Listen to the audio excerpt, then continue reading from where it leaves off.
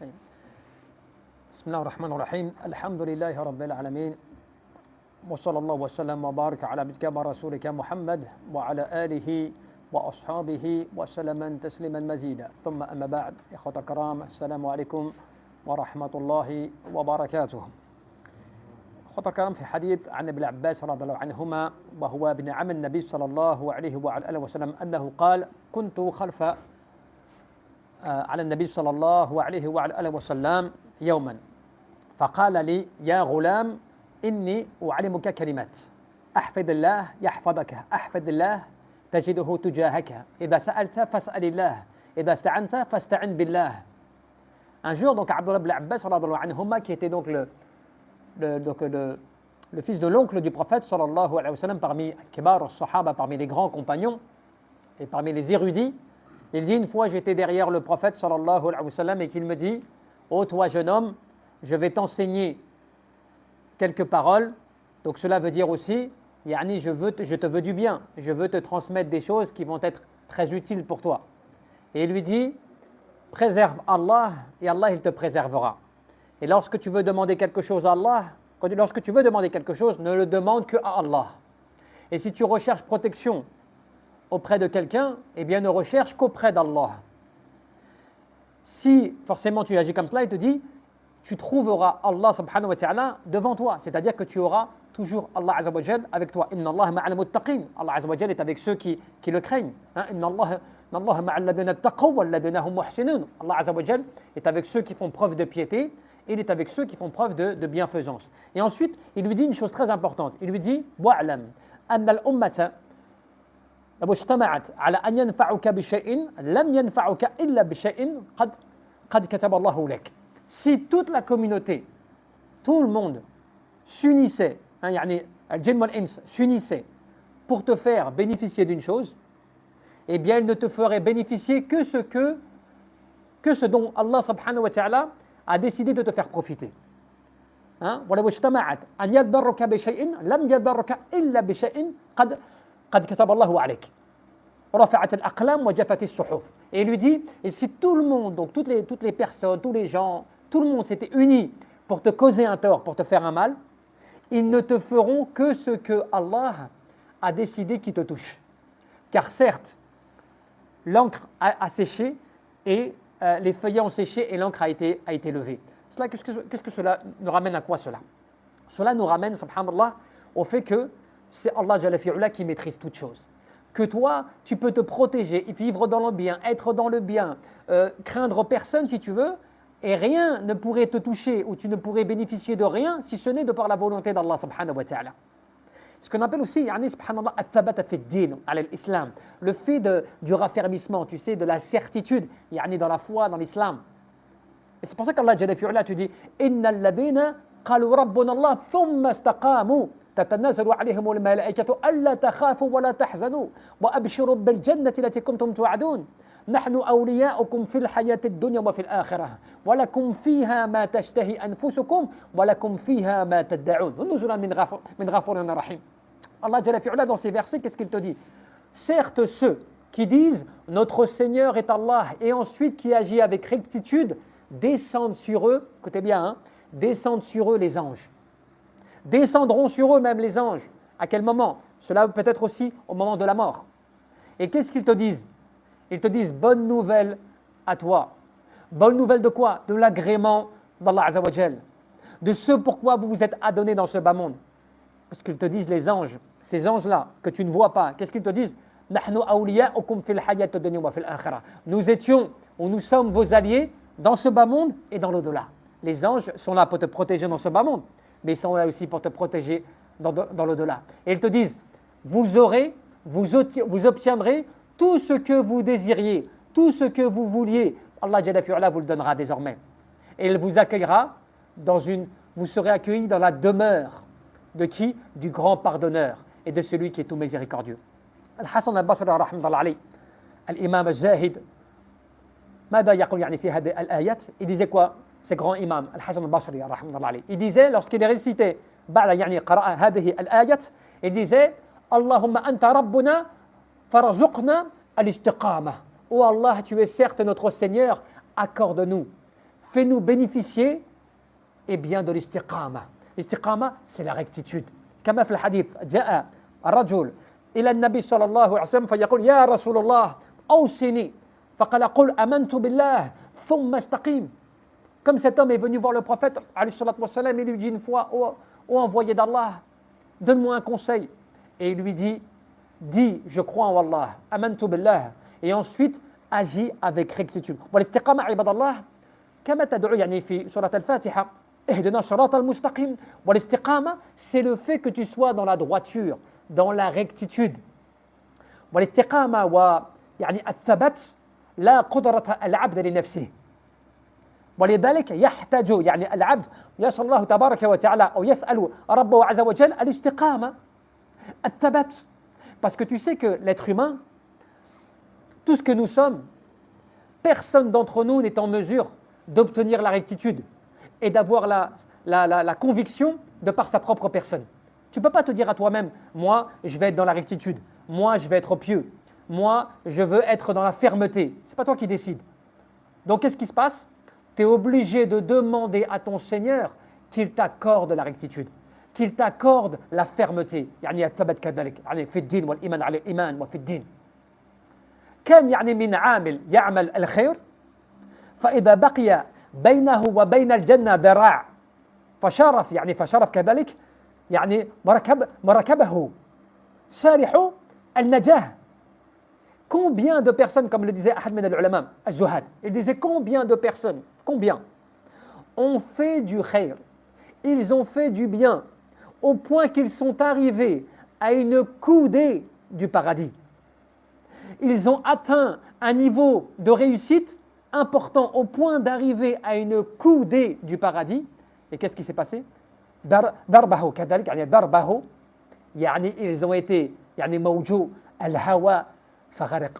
Ils se sont, au dernier moment, juste à une coudée d'entrer au paradis, ils se sont fait taper, ou bien ils se sont fait prendre, yani a pris le dessus sur eux, leur passion. Et ils se sont noyés. Qu'est-ce que cela veut dire? Cela veut dire que le musulman, il ne doit, et c'est la plupart malheureusement des gens, quand ils sont dans le din, dans la religion, eh bien, ils pensent que parce qu'il fait salat, parce qu'il fait le ramadan, parce qu'il a le Coran, il est protégé. Ça y est, il n'a plus rien, il n'a pas grand-chose à faire. Et il pense qu'il va rester comme cela toute sa vie, jusqu'à son dernier jour. Alors qu'en réalité, tu peux être un pieux toute ta vie, et au dernier moment, comme le disait Ibn Jawzi rahmatullah alayh, tu vas trébucher au bord de la tombe. Wal'iyadu billah. Comme aussi, il peut y avoir le contraire. Tu vois quelqu'un qui commet des actes, des péchés, des massa'ib wal kaba'ir dans sa vie, tu crois qu'il est foutu. Et au dernier moment, Allah Jalla fi'ula le fait rentrer fil Jannah. Innama al-a'mal bi khawatimiha. ولهذا tu le retrouves où? في حديث عظيم شريف كذلك أن النبي صلى الله عليه وعلى وسلم أنه قال إن أحدكم ليعمل بعمل أهل الجنة حتى يكون ما بينه وبينها إلا ذراع فيسبق عليه الكتاب فيعمل بعمل من أهل النار فيدخلها. Comme ce hadith عظيم où le prophète te dit une fois, certes il y en a un d'entre vous, il peut faire des œuvres, des gens du paradis, au point qu'il œuvre et qu'il arrive à une seule coudée du paradis. Et à arriver à une coudée du paradis, tu as son destin, son livre qui prédomine, qui le devance. Et juste à une coudée du paradis, il rentre en enfer. وإن أحدكم ليعمل بعمل أهل النار حتى يكون ما بينه وبينه إلا ذراع فيسبق على الكتاب فيعمل بعمل أهل الجنة فيدخلها. De la même manière, tu as le contraire. Celui tu vas le voir faire des actes qui sont des actes des péchés de l'enfer, des personnes qui commettent des actes mauvais, des choses comme cela. Et à une coudée de l'enfer, Allah Jalla fi'ala fait prédominer son livre, son destin. Et ensuite, il entre, subhanallah, fil Jannah, au paradis. C'est pour cela que tu ne dois jamais désespérer et tu dois toujours demander à Allah Jalla fi'ala ينبغي للإنسان كذلك العبد أن يسأل الله تبارك وتعالى الثبات والاستقامة في حياته دائما وأبدا حتى يعني أن يموت سبحان الله. Il doit demander constamment et sans cesse le fait que Allah Jalla fi'ala le raffermisse dans sa religion et lui accorde la droiture et la rectitude. Parce que tu n'as pas de garantie dans quel état tu vas quitter ce monde. فإنما الأعمال بالخواتيم إنما الأعمال بخواتيمها. Parce que les œuvres, tu sais quoi, elles ne dépendent que de leur finalité, que de la fin. Vous connaissez cette histoire? que rapportait Abdullah ibn Ahmad ibn Hanbal, radhiyallahu anhu, le fils de Ahmad ibn Hanbal. Cela qui est rapporté par Ibn al-Jawzi, rahmatullah alayhi, fi manaqib Ahmad ibn Hanbal. Il raconte que à la fin de sa vie, l'imam Ahmad, il était sur son lit de mort. Il était moribond. Et son fils, Abdullah, radhiyallahu anhu, il était en train de dire à son père, Ya abi, qul la ilaha illallah. Dis la ilaha illallah. Et son père lui disait, la mazala, pas encore, pas encore. Et donc son fils a eu peur. Il s'inquiétait parce que quand il disait ça, il perdait connaissance. Et ensuite, il se réveillait encore de nouveau. Et à un moment, il lui dit, Ya abi, quand je te demandais de shahad, eh bien, tu me répondais, non, pas encore. Pourquoi tu me dis cela? Il lui disait, parce qu'il y avait Shaitan qui était présent, qui était là. Et il me disait, Shaitan, oh Ahmed, tu m'as échappé. Oh Ahmed, je n'ai pas réussi à te faire tomber. Et lui disait, la mazala, pas encore, pas encore. L'air de dire, tant que Allah Jalla fi'ala n'a pas pris mon âme, eh bien, je ne lâche pas. C'est-à-dire que tu ne m'auras pas. Ne crois pas que tu as perdu encore, tant que mon âme n'a pas quitté mon corps. Subhanallah.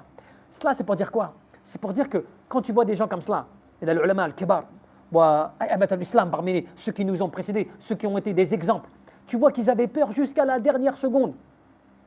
Comme une fois, je vous avais raconté l'imam de Ibn Rajab qui disait au moins 30 fois, subhanallah, avant de mourir, Ya Rabbi, Allah maghfir, Ya Allah, le pardonneur, oh Allah pardonne. Il avait peur jusqu'à la dernière seconde, subhanallah. Et c'est pour cela, ibadallah, que l'une des choses les plus importantes, c'est que tu te rappelles, lorsque le prophète sallallahu alayhi wa sallam te disait, La tu'jabu bi'amali ahad, hatta tandaru bima yukhtamu lah. Tu ne dois jamais être, regardez, hein, cette parole magnifique du prophète Mohammed sallallahu alayhi wa sallam, il y a fait hadith sahih, qui te dit, ne soyez jamais étonné ou jamais ébloui ou stupéfié des œuvres d'une action, des œuvres d'une personne. Qu'une personne, elle t'étonne. Par exemple, tu vois quelqu'un, il te fait des choses extraordinaires dans sa vie. Tu le vois, tu te dis, Masha'Allah, tout ce qu'il fait lui. Toi, tu penses que pour lui, c'est gagné. Tu as l'impression qu'il a tout gagné. Il te dit quoi? Il te dit, jusqu'à temps que tu n'as pas vu ce sur quoi il est mort. Jusqu'à temps que tu n'as pas vu ce sur quoi il a quitté ce bas monde. Donc le prophète lui-même, nous rappelle à quel point tu ne dois jamais croire que les choses sont gagnées. Tu vois, les choses sont arrivées au bout. Que les choses, finalement, tu les maîtrises. Man arafa Allah subhanahu wa ta'ala. Man arafa Allah tabarak, ou man arafa ma amar Allah jalla fi ula bih. Wa naha an. Yani fi hayati kadhalik. Celui qui va connaître ce que Allah Azza wa Jalla lui a demandé de faire, les commandements d'Allah Azza wa Jalla, il connaît les interdits d'Allah et il les met en action, فهو من أولياء الله سبحانه وتعالى المتقين. Eh bien, il fait partie des rapprochés d'Allah Jalla fi'ala. Comme le disait Ahad min al-ulama al-jahidin. Il disait quoi? Il disait, quand toi tu te fais cela, tu appliques cela dans ta vie, tu fais en sorte de faire en sorte que tu appliques les commandements d'Allah et tu fais en sorte d'éviter les interdits d'Allah Azza wa Jalla, tu fais partie de cela. Au point qu'Ibn Taymiyyah, rahimahullah, qu'est-ce qu'il disait? فإذا لم يقرأ القرآن كله ولم يحسن أن يفتن الناس ويقضي بينهم, même si cette personne, elle ne lit pas le Coran en entier, ou cette personne n'a pas la capacité de donner des fatwas aux gens ou de juger entre les gens, eh bien il fera partie des rapprochés d'Allah. Si il applique les commandements d'Allah, et il s'interdit ce que Allah Azza wa Jalla lui a interdit, même s'il n'est pas comme cela.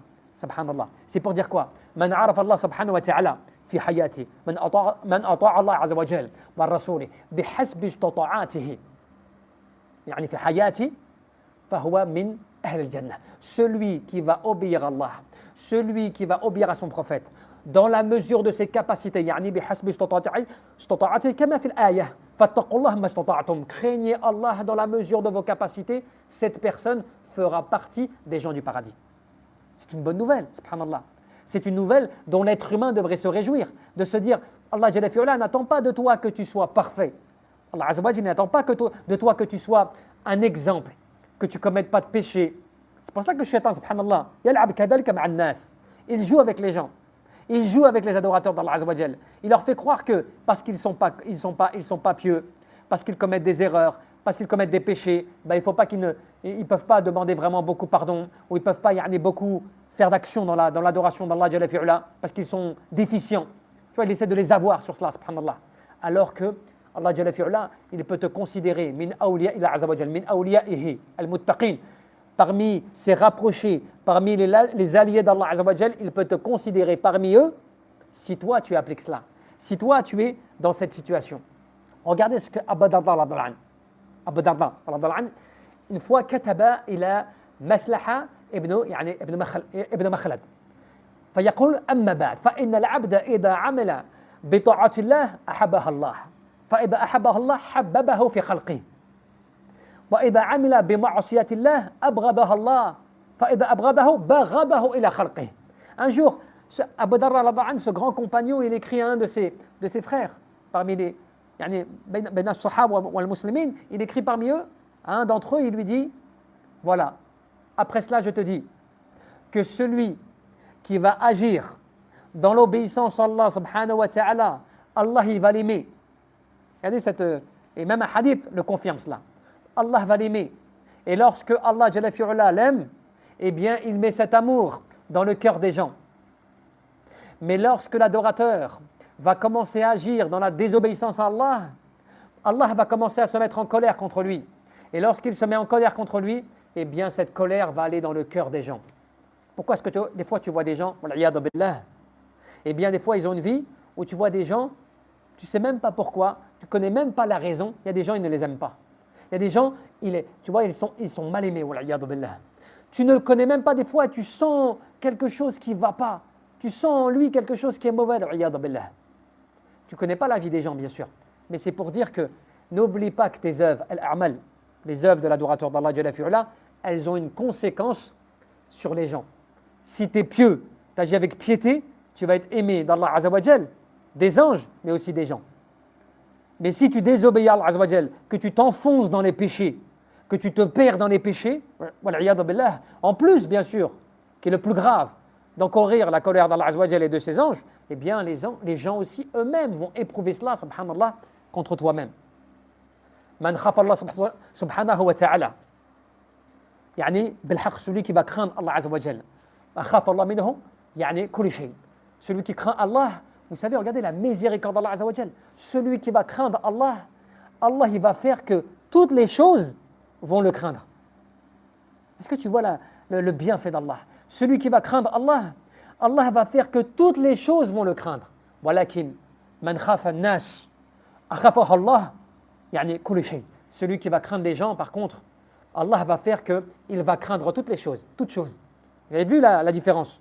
Quand tu crains Allah, c'est les choses qui te craignent. C'est les gens qui te craignent. Mais quand tu crains les gens, mais pas Allah, eh bien tu vas craindre tout le monde. Tu vas craindre toute chose qui peut t'approcher. Toute chose qui, même des fois insignifiante, tu vas la craindre. Parce que tu n'as pas Allah Jalla fi'ala avec toi. Yani sahib as-sidq ma'a Allah Azza wa Jal la yadarruhu al-fitan. Celui qui va être sincère avec Allah, celui qui va agir avec Allah dans la sincérité, Allah va faire qu'il ne va pas être touché par le fitan. C'est quoi le fitan? Al-ibtila wa al-ikhtibar min Allah subhanahu wa ta'ala fi hayat. Dans ta vie, Allah il va t'éprouver. Dans ta vie, il va te mettre des examens, il va te mettre des troubles, des perturbations qui vont te mettre à l'épreuve.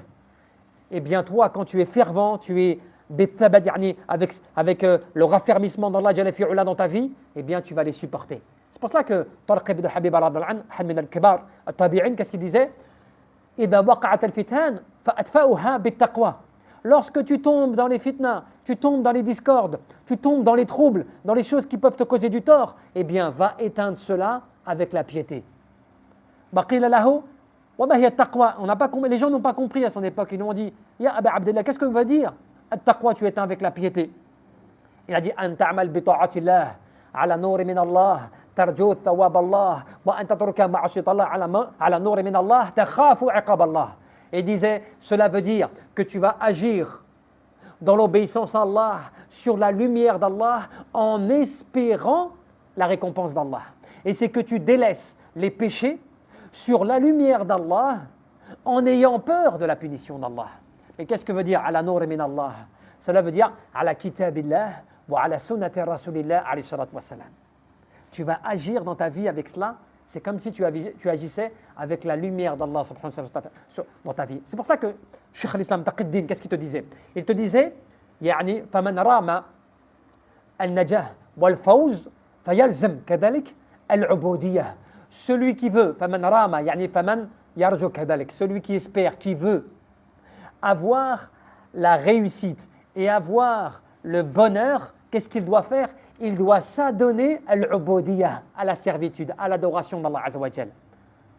ويبدن كذلك يعني الاستعانة بالله سبحانه وتعالى. Le fait, il va aussi insister, persister dans quoi? Dans l'isti'ana, dans le fait de rechercher le secours uniquement avec Allah Azza wa Jal. Et il va insister aussi, subhanallah, quant au fait de يعني كذلك يعني مع مولاه سبحانه وتعالى إلى في يعني الثبات على الإسلام. Il va constamment insister, espérer, demander à Azza wa Jal que Allah tabaraka wa ta'ala le raffermisse, le rende donc dans l'istiqama, comme on disait, dans la rectitude, dans la garantie d'être sur la foi sur l'islam. Faut jamais, c'est pour ça que c'est important ce hadith qu'on a cité au début, quand tu dois demander, tu dois constamment demander à Allah Azza wa Jal. Tu dois insister qu'Allah Jalla fi'ala, il te donne الثبات يعني كما قال جل في علاه يثبت الله الذين آمنوا بالقول الثابت في الحياة الدنيا وفي الآخرة. Que Allah Jalla fi Ula, il nous dit, certes, Allah va raffermir ceux qui ont la foi par une parole de fermeté. Une parole de fermeté, mais quand cela? À quel moment? Fi dunya wa fi al-akhirah. Fi dunya comment? Bil hidayah, bil arshad, avec la guidance, avec l'orientation. Allah Jalla fi Ula, dans ce bas monde, il te guide, il te raffermit par cela. Mais dans l'au-delà, c'est à quel moment? C'est quand tu es dans la tombe. Quand tu es dans la tombe, que les anges viennent t'interroger, Man rabbuk, wa ma dinuk, wa man nabiyyuk, eh bien Allah Jalla fi'ala, yuthabbit Allahu alladhina amanu bil qawl, athabit fil hayat ad-dunya wa fil akhirah. Allah il vient te raffermir. Il vient t'apporter les réponses qu'il faut pour que tu dises. Regardez pour terminer, comment Allah Jalla fi'ala, il raffermit des gens. Vous savez, Ibn Jawzi rahmatullah alayhi, il rapporte fi ahad kutubih, dans un de ses ouvrages, parmi les dévots, il mentionne l'histoire de Al-Junayd. Ahmed al-Ulama al-Jahidin, parmi les grands savants pieux. Al-Junayd, qui dit une fois, il a rencontré un des Zahids, parce qu'il dit, il y a des Zuhad, des gens qui sont pieux, des gens qui sont des rapprochés d'Allah Azza wa Jal et qui ne sont connus de personne.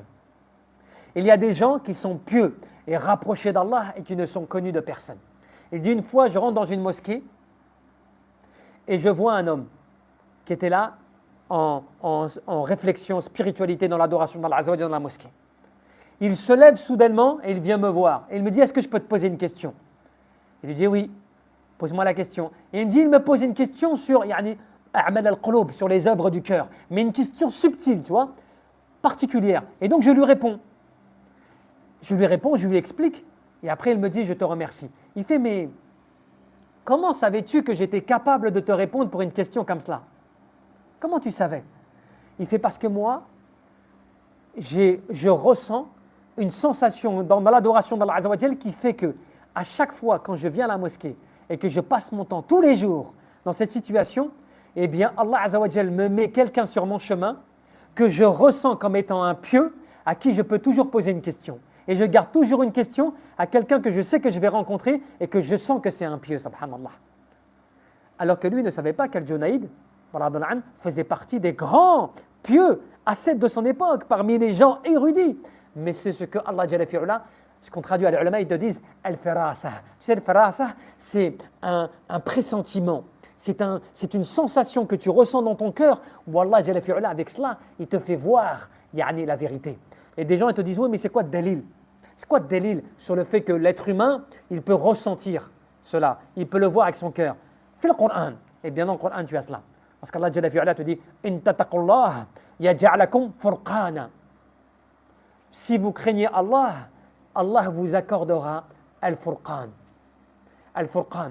Et les ulama, ils ont dit, al-furqan, tu sais que tu as cela dans les tafsir, les ulama de tafsir, les savants du commentaire Coran, ils ont dit, al-furqan, bayna al-haq wal-batil, bayna al-huda wal-dalal, bayna al-sunnah wal-bid'a, wa ma shbah dhalik. Il dit, al-furqan, c'est un discernement qui te permet de faire la différence entre la vérité du mensonge, entre la droiture de l'égarement, entre ce qui est une sunna et de ce qui l'oppose. Tu arrives à avoir un discernement dans ton cœur que Allah Jalla fi'ala t'accorde. Subhanallah. Donc là, on n'est pas dans la science-fiction. On est dans le fait que quand la personne elle est proche d'Allah Azza wa Jal, que son cœur il est connecté avec Allah subhanahu wa ta'ala, eh bien tu atteins des stations spirituelles. C'est pour ça que tu as beaucoup de kutub, beaucoup d'ouvrages. Les ulama, ils ont écrit des livres et des tomes et des encyclopédies dans ces domaines-là. Parce que ce sont ce qu'on appelle ceux qui sont des connaisseurs d'Allah, ceux qui ont su se rapprocher d'Allah avec la piété. Donc c'est important, ibadallah, de se rappeler ce hadith qui mentionne en fait le fait, quand tu demandes à Allah Jalla fi'ula, tu ne dois demander qu'à lui. Quand tu recherches protection, tu dois rechercher protection qu'auprès d'Allah. Tu ne dois demander à personne d'autre que si tu préserves les droits d'Allah. Man hafada hudud Allah. Celui qui va préserver les droits d'Allah et qui va se mettre à appliquer les droits d'Allah, Allah il va le préserver dans toutes ses affaires, dans toutes ces situations. Parce que tu ne vas trouver aucun bien dans ce bas monde qui va te rétrécir le chemin d'Allah. Si toi tu profites de ce bas monde, tu profites des richesses de ce bas monde, tu profites de tout ce bas monde, mais que cela va te rétrécir le chemin qui te mène vers Allah, tu n'as aucun bien dans cela. Tu n'as aucune baraka dans cela. Cela va te perdre. C'est pour ça qu'Ibn al-Qayyim il disait quoi? Il disait Man lam yakun waqtahu lillah wa billah fal maut khayru lahu min al-hayah. L'adorateur, si son temps, le temps qu'il a, tu sais, le temps qu'Allah Jalla fi'ala t'a accordé, si le temps que tu as, tu ne le consacres pas pour Allah et avec Allah, la mort pour toi est meilleure que de vivre. Mais qu'est-ce que cela veut dire? Est-ce que cela veut dire oui, tu dois mourir? Non. Cela veut dire que si tu vis, mais que ta vie c'est une vie mondaine, tu n'es pas connecté avec Allah Azza wa Jal, tu n'es pas dans le rappel d'Allah, tu ne consacres pas du temps à Allah tous les jours, eh bien tu vis comme les animaux quelque part. Tu dors, tu te réveilles, tu consommes, tu t'accloupes, et puis c'est tout. Alors que la différence entre toi et les animaux, comme on l'a déjà dit, c'est que tu as la raison. Tu raisonnes. Est-ce que vous ne raisonnez pas? Subhanallah. Donc cela veut dire quoi? Cela veut dire qu'il est important, surtout pendant les périodes estivales, pendant les périodes d'été, pendant les périodes de vacances, quand tu as du temps, quand tu ne travailles pas, quand tu es en vacances, de ne pas gâcher ton temps, de ne pas gâcher tes journées, eh bien, à ne pas être dans le rappel d'Allah subhanahu wa ta'ala, que tu peux être dans le chemin, dans le bus, en voiture, chez toi, à la mosquée, sur la route, subhanallah, tu peux vivre avec cela, et cela, ça va faire que ça va t'élever auprès d'Allah Azza wa Jal, et tu vas pouvoir te concentrer à demander à Allah. Tu demandes à Allah Azza wa Jal, tu demandes tout ce que tu veux, n'oublie pas, tu peux demander tout au point même ton lacet qui se craque, comme disait Badal ulama as-salihin. Certains savants disaient, ils aimaient tellement demander à Allah Azza wa Jal que lorsqu'ils avaient leur lacet de chaussures qui craquait, ils demandaient à Allah Azza wa Jal qu'il leur en donne un autre. Ibn Rajab rahimahullah disait, certains des ulama, Badal ulama, parmi ceux qui nous ont précédés, certains demandaient même le sel, le milha, subhanallah, qu'ils avaient à mettre dans leur nourriture, les demandaient à Allah Azza wa Jal qu'il leur accorde quand ils n'avaient pas. Subhanallah. Tu vois, nous on voit des fois qu'on demande que quand il y a quelque chose de grave, quand tu as un grand besoin, quand tu as une grande difficulté, alors tu te précipites dans la mosquée, mashallah, tu es assidu à tes prières, tu lèves tes mains, tu es convaincu, mais quand tu vois que Allah Azza wa Jal, il t'augmente ton argent, Allah il t'accorde des facilités, quand tu vois que tout va bien, eh bien tu vois que tu diminues, tu invoques moins, tu vois, tu vis calmement, toi tu ne fais pas beaucoup d'invocations, subhanallah, alors que normalement tu dois demander tout, même si tu vas aller dans un endroit, tu dois invoquer Allah Azza wa Jal qui te facilite de t'y rendre. Que tu veux donner une aumône, que tu demandes à Allah Azza wa Jal qui te donne la meilleure façon de la donner cette aumône, et ainsi de suite. Tu dois demander à Allah Azza wa Jal toutes choses, kulli shay, subhanallah, parce qu'Allah Azza wa Jal t'en a besoin du matin quand tu te réveilles jusqu'au soir quand tu te couches. Wallahu a'lam. وصلى الله تبارك وتعالى أن يرزقنا الإخلاص في القول والعمل والنية. اللهم ربنا فاغفر لنا ذنوبنا أجمعين. اللهم نسألك الهدى والتقى والعفو والغنى والسداد. اللهم ربنا لا تزغ قلوبنا بعد إذ هديتنا وهب لنا من لدنك رحمة إنك أنت الوهاب. اللهم نسألك الجنة ونستجر بك من النار. ربنا فاغفر لنا وارحمنا. اللهم اغفر للمؤمنين والمؤمنات والمسلمين والمسلمات الأحياء منهم الأموات. وصلى الله وسلم وبارك على عبدك ورسولك محمد وعلى آله وصحبه أجمعين. بارك الله فيكم. غفر الله لي ولكم. والسلام عليكم ورحمة الله.